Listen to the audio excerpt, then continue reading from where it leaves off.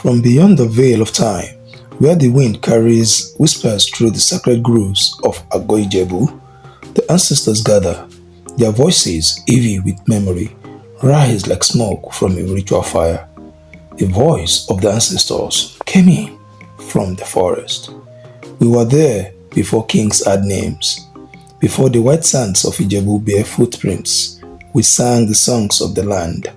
But when the son of the soil turns his back on the rights of the earth, calamity is never far behind. Awujale, the story of betrayal.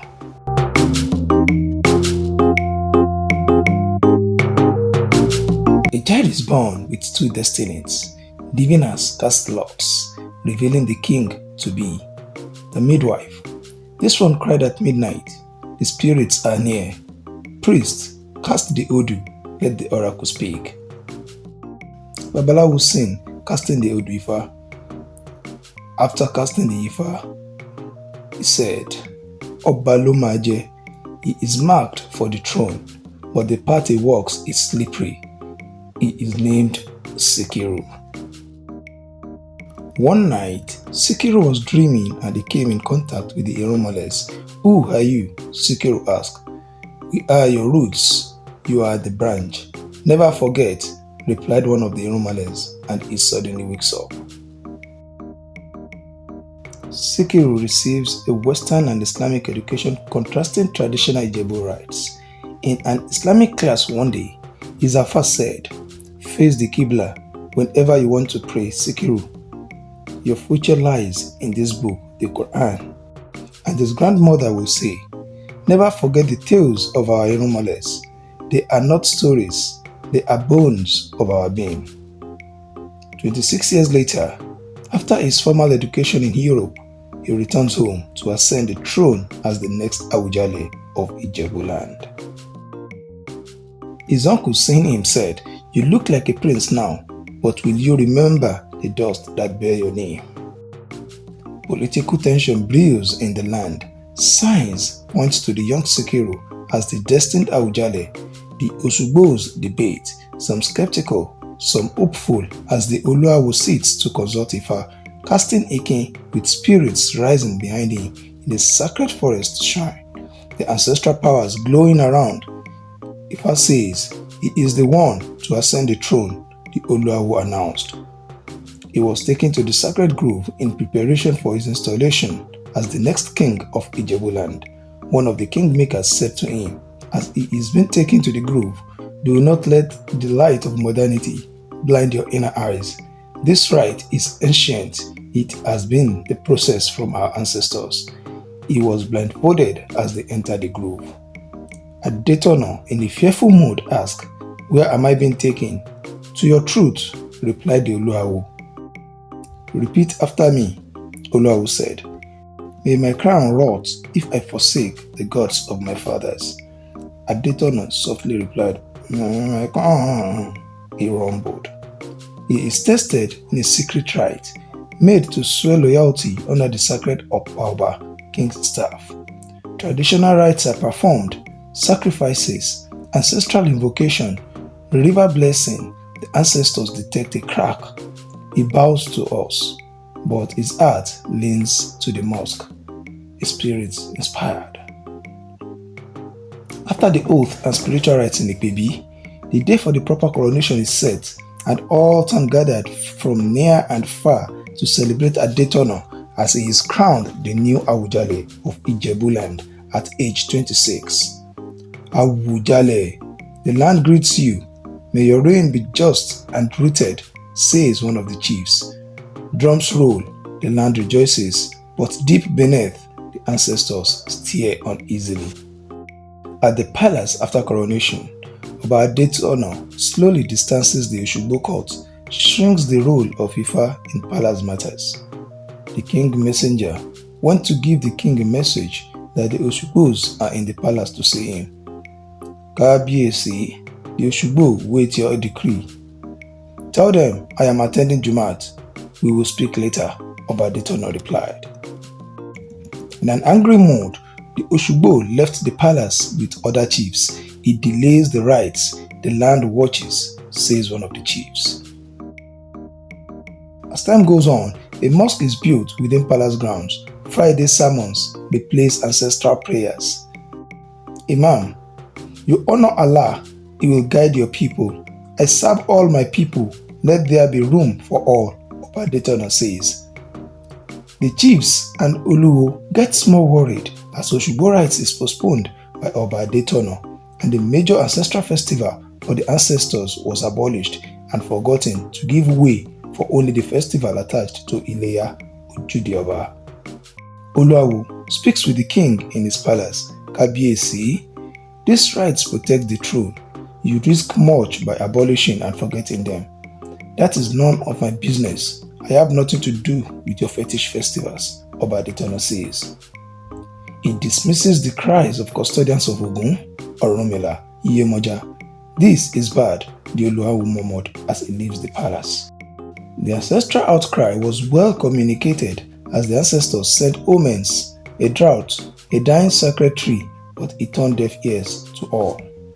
As the saying, Onilu ni onifekilu eutu, the owners of the land will not want the land to perish.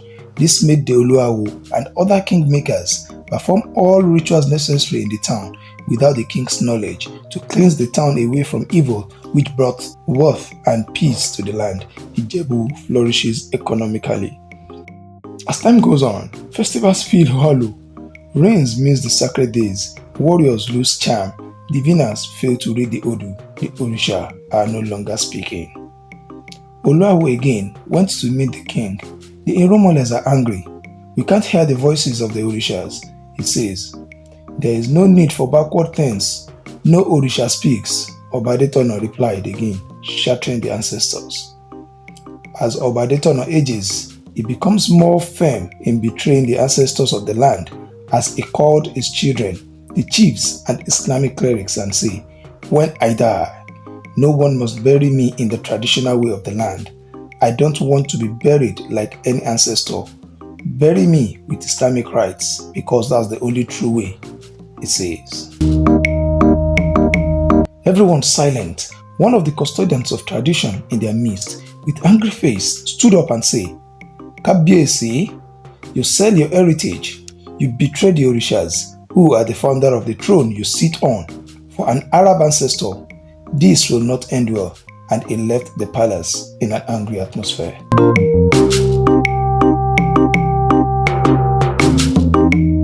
After ruling the land of Ijebu for 63 years, Oba Adetola becomes old and weak. Dreams of his coronation rites reversed. Ancestors appear in his dreams silent, disappointed. The spirit of Agemo speaks. We crowned you with hope. You return to us empty, destroying our legacy. You are a disappointment to the land. Few days after, Oba Adetola breathed his last breath as he gave up the ghost. As he said before he died, the traditional burial rites are sidelined. Only Islamic rites were performed. The king's body was placed on the ground and Islamic prayers is done on him, which is a big taboo in the land to bury a king in such a shallow way. This made people talk down about the dead king, saying, Kabiyesi kuni mo waja. Kabiyesi did not end well, and he won't be welcomed by the ancestors because he already betrayed them. These and many more is what people are saying about the late king. After the burial of Oba Adetola, chaos began in the land. Thunderstorms, collapse of shrines, sudden deaths in the royal family, as Babaloja was the first to die few days after Oba Adetola was buried. Unrest began in the land as things began to diminish. The priestess say to one of the market women, you bury the king like a pauper of the spirits without doing the proper rites for an Oba who dies, and you think everything will go well? The ancestors are angry. The land must be cleansed if all the chaos must stop. Because the crown was returned, but the earth was never fed, the priestess says. An old mask from the Oba's shrine awakens and cries for cleansing. The spirits call a gathering in the ethereal forest. They declare, he broke the covenant, the balance must be restored. As unease continues in the land, the elders cause the Oluawo, the Oshugbo and other custodians of tradition to begin rites of restoration of the land. Let us find the groves. Let the gods hear our voices again. An elder says, Oluawo, let us know what is to be done. We need to restore our land and appease the Erumoles to hear our cries and forgive us. Oluawo and other Awos performs Oro round the town, sprinkles cleansing water across as well as sacrificing goats for to the Erumoles. Also, kola nut is used to appease the spirit of the ancestors. Oluawo, appeasing the Erumoles, calls the spirits. We call on you, our fathers, Eshulalu Ogirioko, Ifa Olokun Asorodayo, Osun Abiyamo tí ń gbọ́mọ rẹ̀ là, Ogunlakaye Osunmole, come back to us, heal our land, please forgive us. 7 days after the rituals and cleansing, the ancestors hear their plea and things becomes normal gradually.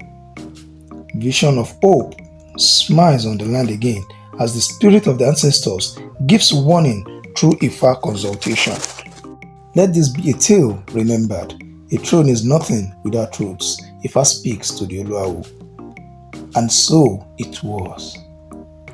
When drums are silenced, thunder will speak. When altars are empty, calamity will feast. Let no crown rest upon a head that has not bowed to the spirits of the land. Do not come near the throne if you know you can't abide by the roots it was created from. The throne is the property of the ancestors. Stay clear of the throne if you won't give these ancestors who created the throne their due respect. Àṣà àti ìṣe ló ní adé, kì í ṣe ẹ̀sìn. Yorùbá ló ní adé, kì í ṣe Lárúbáwá àbí Róòmù. Awujale, the tale of betrayal.